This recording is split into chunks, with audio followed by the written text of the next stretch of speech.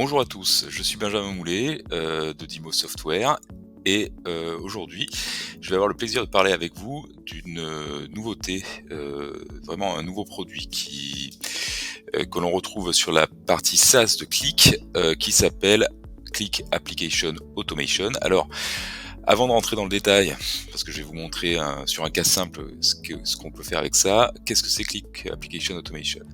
Qlik Application Automation, c'est un ensemble de connecteurs qu'on va pouvoir mettre bout à bout en dessinant un flux, je reviendrai là-dessus un petit peu plus tard, et qui va permettre d'aller au-delà en fait de l'analyse, c'est-à-dire l'étape d'après. Qu'est-ce qu'on fait une fois qu'on a fait une analyse et qu'on se dit il y a des actions à lancer? Eh bien, on s'est rendu compte qu'il y avait une partie de ces actions-là qui peuvent être automatisées. Donc dans l'exemple que je vais vous montrer, je vais simplement venir dire je vais recharger une application et puis lancer des actions automatisées, donc un message par mail et un message par Teams une fois que l'application est rechargée, en fonction de si ça s'est bien passé ou de si ça s'est mal passé. Donc ça sera un exemple relativement simple. Dans deux prochaines vidéos, je vous montrerai aussi via cet outil-là qu'on peut faire donc du rapport, créer des rapports et pousser l'intégration beaucoup plus loin. Donc il y aura une vidéo qui vous montrera en fait l'intégration de QlikSense et de Salesforce, c'est-à-dire en automatisant en fait des actions dans Salesforce par rapport à ce qui redescend de l'application Qlik. Donc pour lancer une automation, comment ça se passe? Vous avez dans le cloud ce bouton qui vous permet de créer une application, etc. Et maintenant, dans Ajouter nouveau, je vais retrouver maintenant ici créer une nouvelle automatisation. Donc, je vais lancer cette automatisation. Quand je lance cette application, il me propose soit de partir d'une feuille blanche, soit d'utiliser en fait des exemples qui sont ici, il y en a quelques-uns, voilà, qui vont en fait pré-mâcher un petit peu le travail et vous donner une idée de comment est-ce qu'on peut enchaîner des tâches les unes derrière les autres. Pour ma démonstration, je vais utiliser un template vide, donc je vais partir en fait d'une page blanche. Je donne un nom à cette automatisation, donc je vais l'appeler mon automatisation, je sauvegarde, et une fois que j'ai lancé ça, je me retrouve sur l'interface d'Application Automation. Et vous voyez que c'est quand même très très différent de ce qu'on peut retrouver dans QlikSense.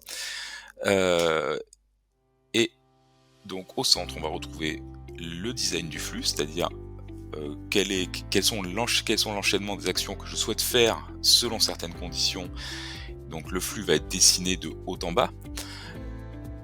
Pour que vous compreniez bien où je veux en venir, le flux que je vais faire sera relativement simple, mais je vous laisse imaginer, avec tous les connecteurs que je vais vous montrer, tout ce qu'il est possible de faire en fait et la complexité qu'on peut apporter.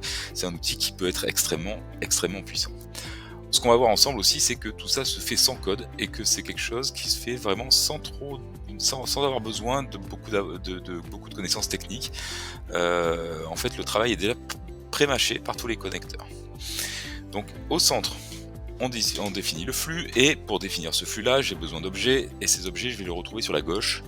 Et donc je vais retrouver ici ce qu'on appelle les différents blocs, c'est ce qui va me permettre de structurer mon flux. Donc entre autres, je vais retrouver par exemple dans les basiques les conditions, les boucles, etc. Est-ce que je veux mettre quelque chose en attente? Donc ça, c'est tous les blocs qui me permettent de structurer mon flux. Ensuite, je vais retrouver mes connecteurs. Donc ça, c'est les connecteurs les plus utilisés. Donc voilà, que j'ai le plus souvent utilisé. Donc je vais retrouver tout un tas d'API pour Qlik. Donc par exemple, là je vais utiliser certains de ces connecteurs. Donc là, notamment pour faire un reload, mais on en a plein. Vous voyez, il y a plein de blocs déjà dans Qlik. Qlik Reporting, donc je vous l'ai dit, fera l'objet d'une autre vidéo qui permet donc de générer des rapports automatiquement.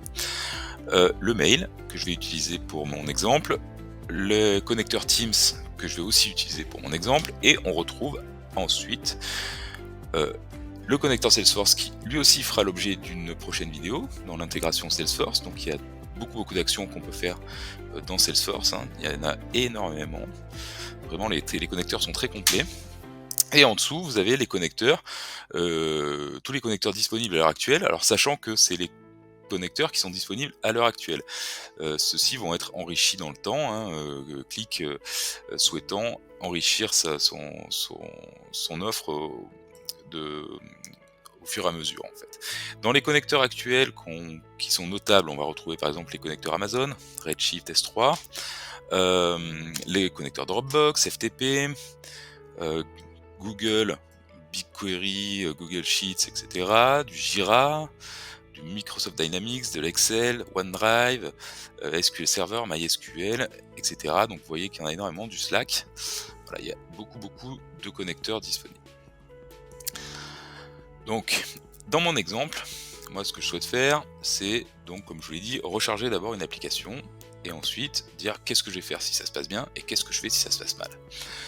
Donc, pour tout flux, il faut un point de départ. Donc là, mon point de départ, c'est le start, c'est ce petit drapeau ici. Et déjà, celui-ci, je peux le mettre selon je peux le configurer selon diverses modalités, en manuel, en schedulé, via un trigger ou en webhook, c'est-à-dire qu'il va se mettre en attente de tout ce qui se passe sur le système Qlik. Je vais rester en manuel, ici. Et tout de suite après mon départ, ce que je vais faire déjà, c'est recharger mon application. Donc, je vais aller chercher dans les Qlik Cloud Services un bloc qui s'appelle Do Reload, qui va me permettre de venir recharger une application. Donc vous allez voir, tout ça est très simple. Je prends le bloc, je le glisse et je le mets sous mon start. Vous voyez qu'il y a un lien qui s'est créé entre les deux, donc là, le chemin commence à se dessiner. Dans mon Do Reload, regardez, je vais devoir configurer ce bloc, et vous allez voir que ça se fait de manière assez simple. Comme je suis connecté à Qlik, il va me prémâcher le travail. Donc là, il me demande un ID d'application. Alors rassurez-vous, vous ne devez pas connaître par cœur tous les ID d'application. Là, je vais simplement ici faire un lookup. Comme je suis connecté à Qlik, il va me proposer en fait la liste de mes différentes applications. Moi, c'est celle-ci, donc mon support API Salesforce que je veux recharger. Ensuite, je vais lui dire dans quel mode je veux le lancer. Est-ce que je suis en attente que le rechargement soit fini, ou est-ce que je lance le rechargement et je continue mon flux? Là, je vais attendre parce qu'en fait, je veux voir si ça s'est bien passé ou pas. Donc, je lui dis wait. Je ne mets pas de timeout, je ne mets pas de partiel. Donc là, il va faire mon rechargement d'application. Maintenant, comme je vous l'ai dit, je veux faire quelque chose qui dit qu'est-ce qui se passe quand ça se passe bien et qu'est-ce qui se passe quand ça se passe mal. Donc là, je vais aller chercher mes blocs ici et je vais chercher un bloc condition. Ce bloc de condition, je vais le mettre sous mon Do Reload. Et vous voyez qu'un bloc de condition, ça a deux sorties, hein. Qu'est-ce qui se passe si c'est oui, donc je vais lui donner une condition, et qu'est-ce qui se passe si c'est non.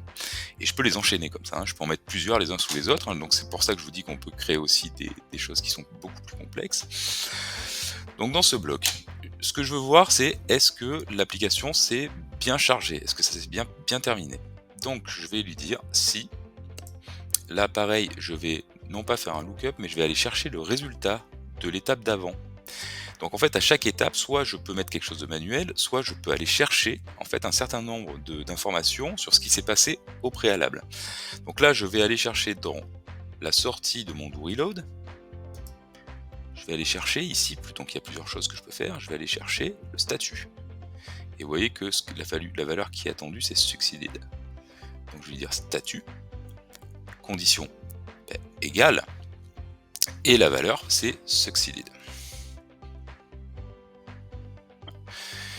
Donc là, je viens de dire, ma condition, c'est que l'application se recharge correctement. Maintenant, je vais dire, qu'est-ce que je fais si ça se passe bien, et qu'est-ce que je fais si ça se passe mal.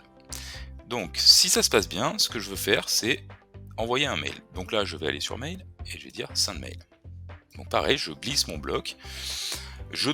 Donc là, les connexions sont déjà prédéfinies, hein. Donc la seule chose que j'ai à faire ici, c'est de lui donner des informations de connexion à mon serveur de mail.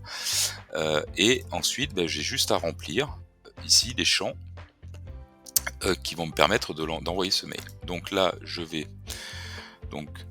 taper à la main, hein, parce que là, je veux lancer sur mon adresse mail à moi. mais dans la vraie vie, on pourrait avoir la possibilité de récupérer une adresse mail qui serait issue d'une table de données que je récupère dans Click par exemple. Donc là j'ai le champ destinataire, j'ai le champ copie cachée, copie cachée, le sujet, donc chargement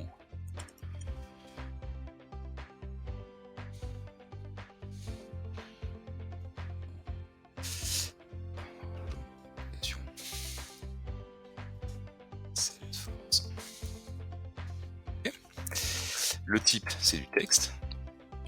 Simplement on rajoutait un texte pareil manuellement, mais que j'aurais pu composer avec différents éléments sortant des étapes précédentes.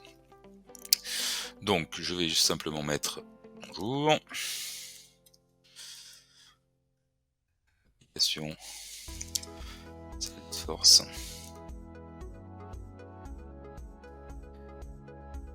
c'est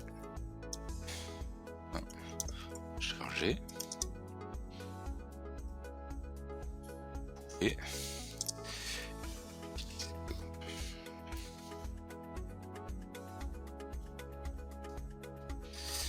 l'application Salesforce, donc je peux rajouter aussi une pièce jointe si nécessaire. Ensuite, ce que je veux aussi, c'est prévenir les gens dans, via un canal Teams. Donc je vais aller chercher ici dans Teams, pareil j'ai énormément de briques disponibles, hein, je peux vraiment faire plein de choses dans Teams aussi. Et là, je vais dire simplement que je vais envoyer un message. Donc je prends le bloc send message, je le mets en dessous, ici, et donc vous voyez que ma boucle de oui, je peux aussi mettre plusieurs étapes les unes derrière les autres.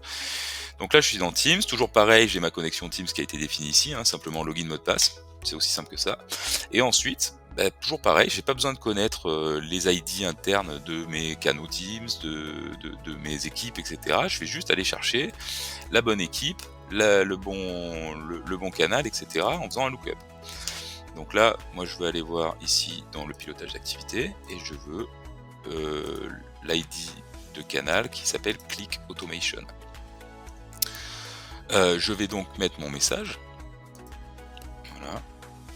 Hop. Il faut l'encapsuler comme ça. L'application Salesforce. C'est correctement chargé.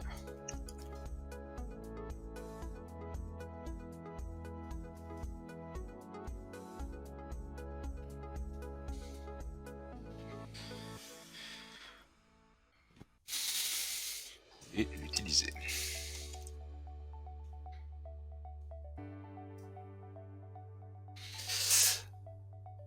Petite coquille ici, voilà. Donc là j'ai créé toute ma boucle en fait sur la condition oui.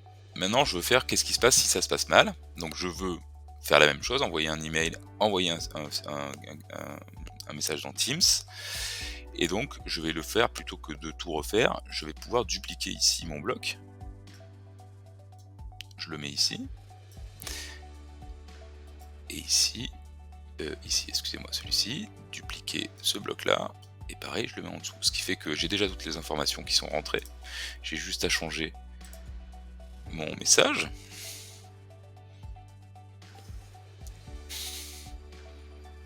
C'est pas bien chargé.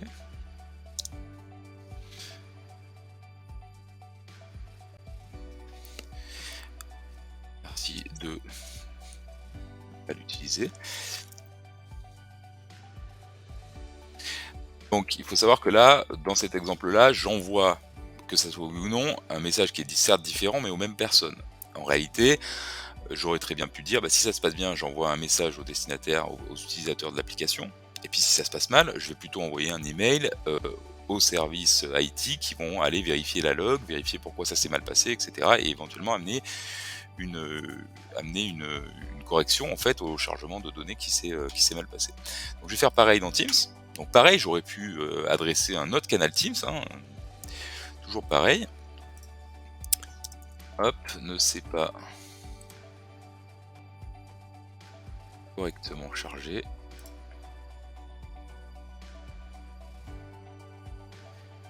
Merci de ne pas l'utiliser. Donc là j'ai créé toute mon automatisation. Et maintenant, ce qu'il me reste à faire, c'est de vérifier si ça marche. Donc, je vais cliquer sur Run. Ça va lancer l'application, parce que je l'avais mis en manuel, d'accord? Donc je vais attendre que ça se passe. Ici, je vais pouvoir vérifier après, je vais avoir une première analyse en fait pour savoir si tout ça s'est bien passé. Donc juste le temps que l'application se recharge et qu'il procède aux différentes étapes. Voilà.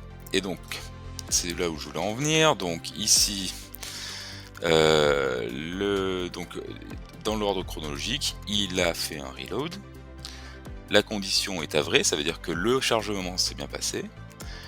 On voit qu'il a envoyé un email et on voit qu'il a envoyé un message dans Teams. Donc je vais tout de suite aller vérifier dans mon Teams. Et je retrouve ici un message qui me dit l'application Salesforce est correctement chargée, vous pouvez l'utiliser. Et donc toutes les personnes qui ont accès à ce canal Teams vont pouvoir avoir l'information et aller du coup se connecter à l'application. J'aurais pu aussi inclure un lien vers l'application directement, etc. J'aurais pu complexifier les choses. Donc voilà pour ce premier aperçu en fait de Click Application Automation. Donc c'est un outil qui est très prometteur, très puissant je pense, et qui va pouvoir enlever tout un tas de tâches qui jusque-là étaient manuelles et qu'on peut très largement optimiser. J'espère que cette vidéo vous a plu et que vous aurez appris des choses sur donc Click Application Automation. Alors attention, c'est uniquement disponible dans le SaaS. Je vous souhaite à tous une bonne journée et je vous remercie d'avoir suivi cette vidéo.